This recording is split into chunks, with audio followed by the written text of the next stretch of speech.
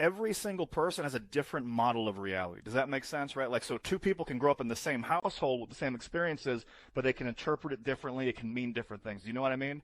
That's called a model of the world. But everybody's model of the world is different. And so what we're doing here in mindset work and personal development work is we're trying to align ourselves. But sometimes if you don't have a map, how do you know where to go? Do you know what I mean? So what this is a map to show you where you might be out of alignment with yourself and what areas to focus on so you can really maximize your results and your progress and live your mission. So I'm going to pull up the screen real quick. Stand by. Okay. So these are the 7 secrets to self-mastery, or AKA the 7 levels of self-mastery. So number 1, and everybody has all 7 of these, right? And they're all equal, but there can be conflicts between them, or you set it up the wrong way. I'm going to share with you what I mean. So number 1 is your purpose. And your purpose is your driving force. That's your mission. That's your vision. That's your spiritual vision too. And if your purpose is strong enough, it's like the head of a train. It can pull the rest of this straight through, right?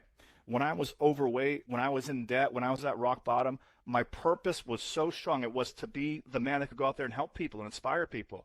And because that purpose was so strong, everything that happened to me, I didn't go into victimization. I was like, how can I use this and learn from it and make it into something I can teach others?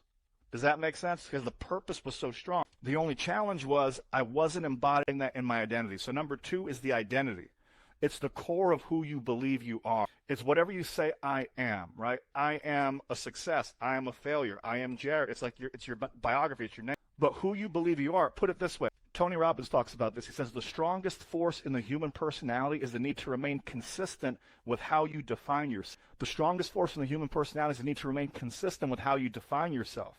And that is so true. And I want to add to that, though, it's how you define yourself unconsciously. I'm going to share with you here in a moment what that means. So number 3 is your mindset, your beliefs, and your values. And your mindset, your beliefs, and your values, they can either empower you or hold you back. They can either serve you or disempower you.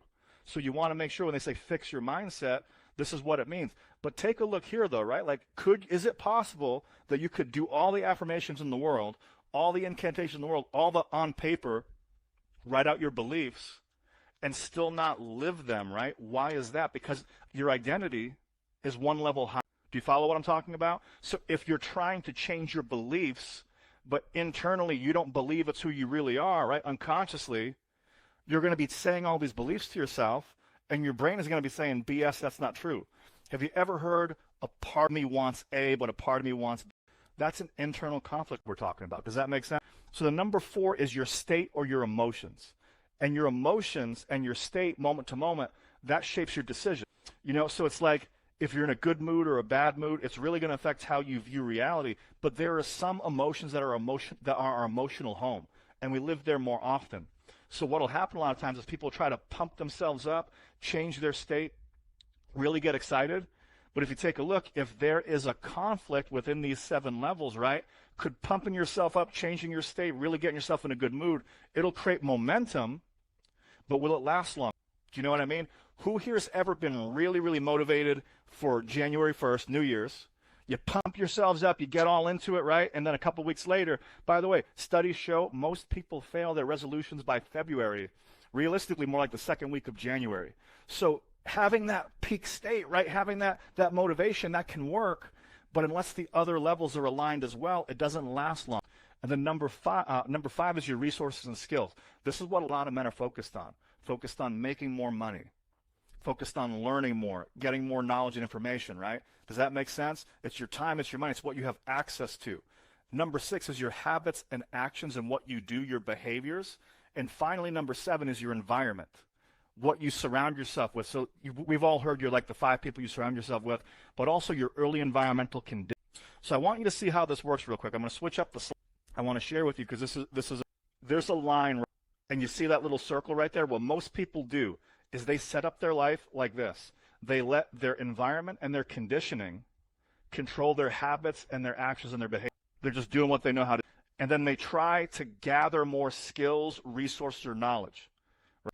I need to make more money. I need to go start a business. I need to go learn more stuff. I need to go to school. I need to have an education. And they start chasing these things, right? And it becomes a rat race, doesn't it? And what they try to do to change stuff is they go, things aren't working. I got to work hard. I got to change my habits. I got to take more action. And that doesn't work. So they go, I need more skills. I need more resources. I need more. And then that doesn't work long term. So I need to do more action. I need to do a morning routine. I need to push myself harder. And they burn out. And then that cycles and it cycles. And finally they go, you know what? Nothing's working. It's my environment. It's the relationship I'm in. It's my career. It's where I live. It's the friends I surround myself with. And they change their environment. And has anybody ever had the experience of changing a situation and then it repeats itself with different characters? Anybody else experience? 100%. Me too. Why is that? Because wherever you go with you. And they're focused on the bottom three, and they're not focused on the top.